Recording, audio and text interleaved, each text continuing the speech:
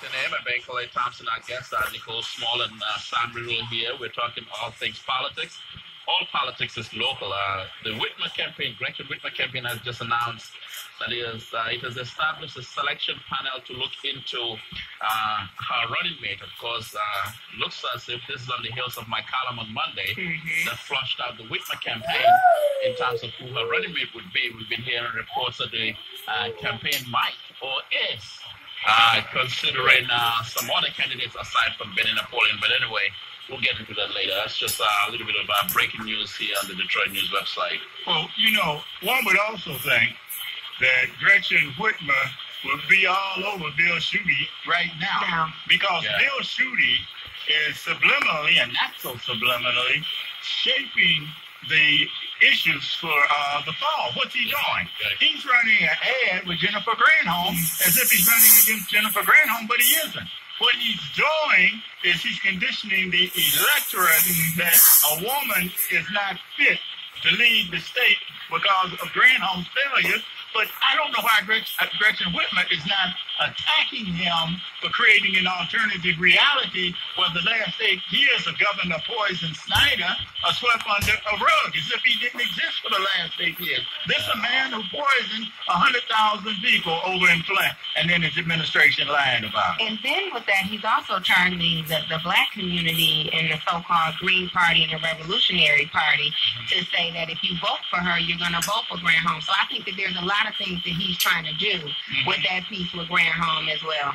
But Gretchen Whitmer, if she is the leading candidate, needs someone running for governor needs to say, don't insult our intelligence by running against Granholm and trying to sweep the horrible record of Governor Poison Snyder under the rug.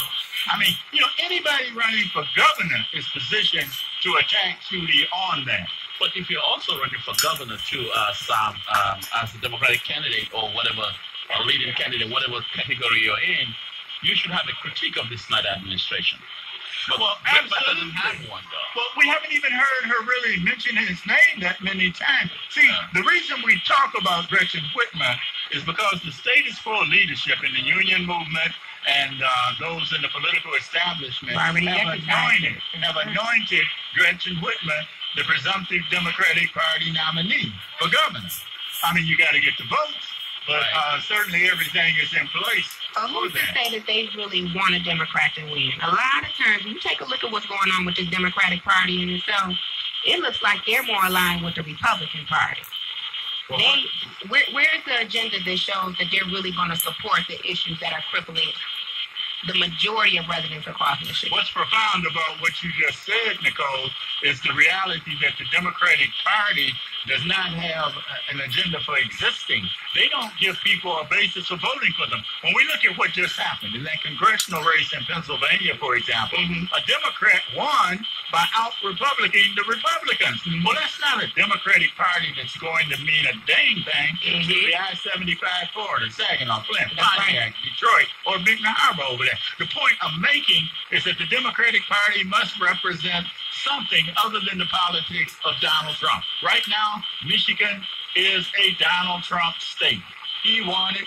What are we going to do to take it back? It's not going to be with the same bunch of yo-yoмкins that lost it to Donald Trump. Yet those are the individuals making decisions that point us in the direction of Gretchen Whitmer. And these are the people who are advising her campaign as well. It's just interesting that I wrote this column on Monday calling the Whitmer campaign out, calling them out.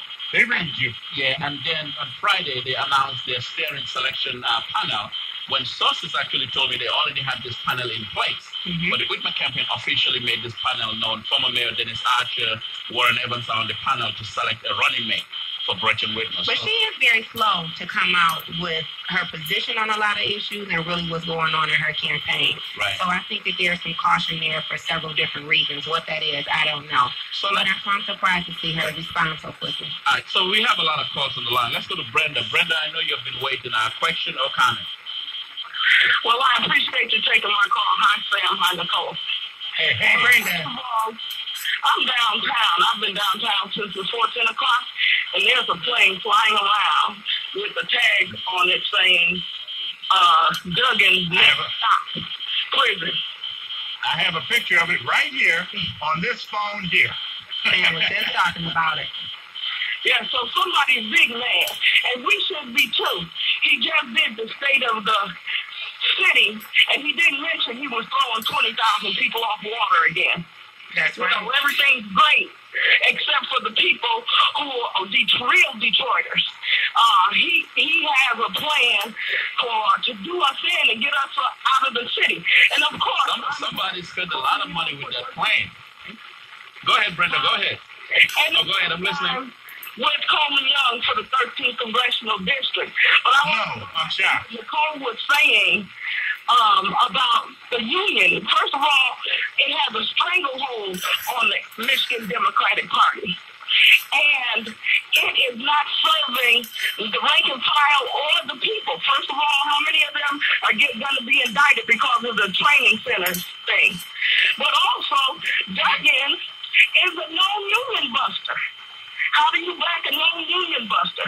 And it goes to what Nicole was saying.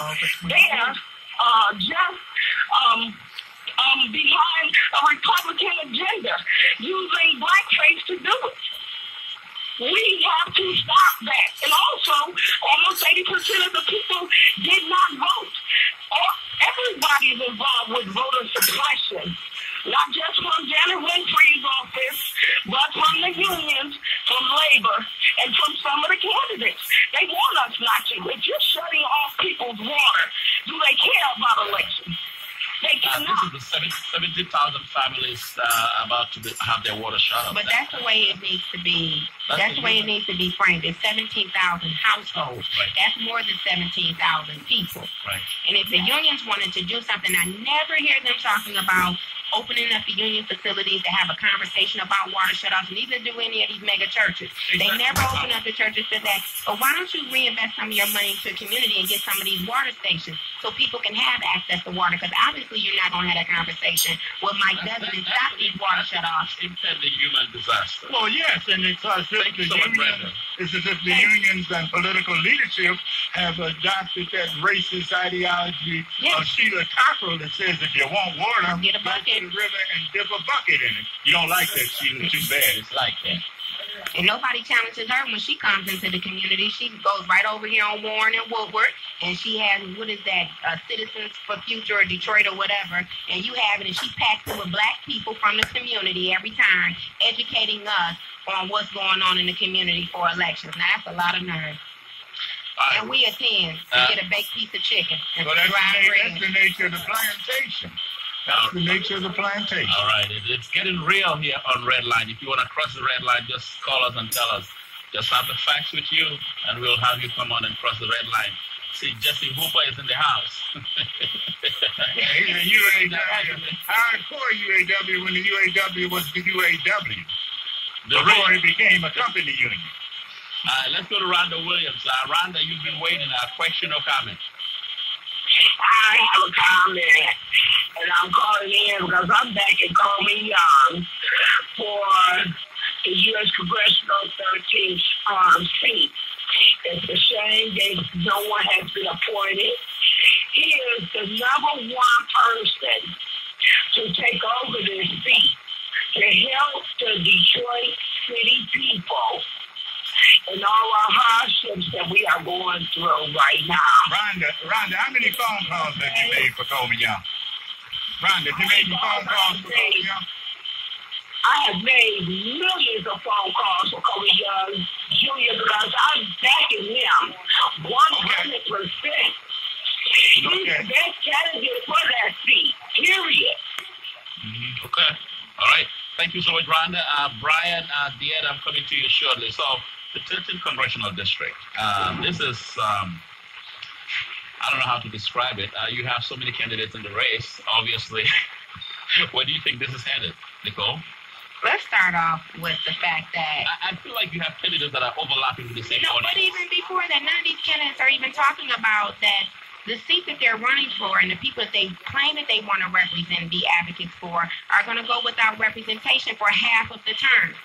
The term is only 2 years. That's right. So they're going to be without representation for a whole year. And only one candidate came out and talked about that, which was Michael Gilmore, and he filed a lawsuit. Which he lost. So now we've become conditioned to think that this is acceptable. That's the first problem. Michael Gilmore did not lose. We lost. Democracy That's right. lost. That's right. Michael Gilmore stepped out and was up front. Now, I'm not working with him, but Gilmore did not lose. America lost anytime a protected class, like the 13th Congressional District majority citizens, are deprived of representation for this period of time, 11 months, nearly a year. But we can wait. Can't we, Jonathan Kinlock, with your handkerchief head? But if you're running and you're silent about it, that means that you support it, right? You're complicit in the act. That's how I take it. So you think that these people deserve representation for an entire year, but you think that these people should still support you and vote for you and come out and volunteer for you to get this seat. That makes absolutely no sense. Then you have the chair. Right. The chair sent an email before the words were dry off of John Conyers' lips saying that he was going to resign. He immediately sent the email to the governor saying, you know what, we don't need an election. Nobody's talking about that.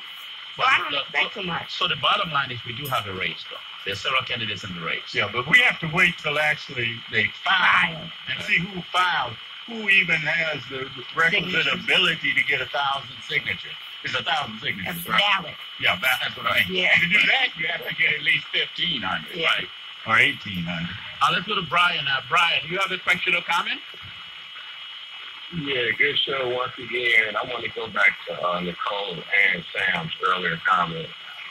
Sam was absolutely right about there's no loyalty, and they're going to definitely have to join together. There's no more Ernie Laughlins in the union no more. So to Nicole's point, if there is a group established, she's right. There's got to be a 3-point system. You got to stick with it. That's going to be hard. So both of what Sam and Nicole said is going to be very hard. But I think one thing's going to happen after this FBI shake-up with whatever's going on with the UAW and the leadership, it's going to change. But let's hope it changes for the best.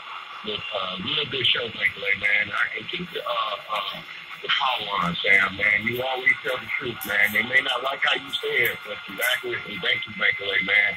I see it in you, man. I just wish you really ran for something, man, because we trust you. We don't trust everybody in Detroit. Thank you, brother. Wow. Thank you so much, Brian. Yeah, thank you. Some of us would prefer to remain in the media ministry. That's what we are. Absolutely. I've had the FBI in my life. I don't want to see them anytime soon. Let's go. Is Deanna on the phone with us? Okay, we lost Deanna. Let's go to Nicole. Nicole has a question or comment. Good afternoon, Baker Lane. Good afternoon, Sam, and to the lady that's protected. Yes, I have a comment here. Baker Lane, listen. Why is everybody so surprised about the war shut off? Everybody that voted Judge Dr. Office, the blood of every household of these people is on your hands. They had already cut off 100 and some thousand. And what makes them think that they wasn't going to continue their assault after Duggan got back in office? And it's going to happen. And I just said that to say this. We tried to offer them a good man, an honest man, a man with a dignity, a clean record. Senator Young. And I'm saying this, if your water get cut off, and I hope it's every last one of you that's voted for Duggan, he get your water, let him get your water. But next time, don't you vote against Senator Young again. You hear me? And if you want to make up for some lost time, get out and vote for Senator Young in the 13th congressional race. And another thing, Brenda Jones, if she's running for this office, she ought to be ashamed of herself. How dare she come forth and even look at Congress people, let alone run the Senate, when she can only pour one vote her way in the council? She's a disgrace. We don't want her in the 13th congressional race. Leave it to Senator Young. He's the man for the job. Let him have a job and let him clean up a lot of this mess that's going on in our city. That's what I wanted to say. Y'all have a nice day. All right, Nicole, we know that's your story and you're sticking with it. I mean, she said what was on her mind. We don't have to ask her. It was real clear. No, but this, again, 313-778-7600, 313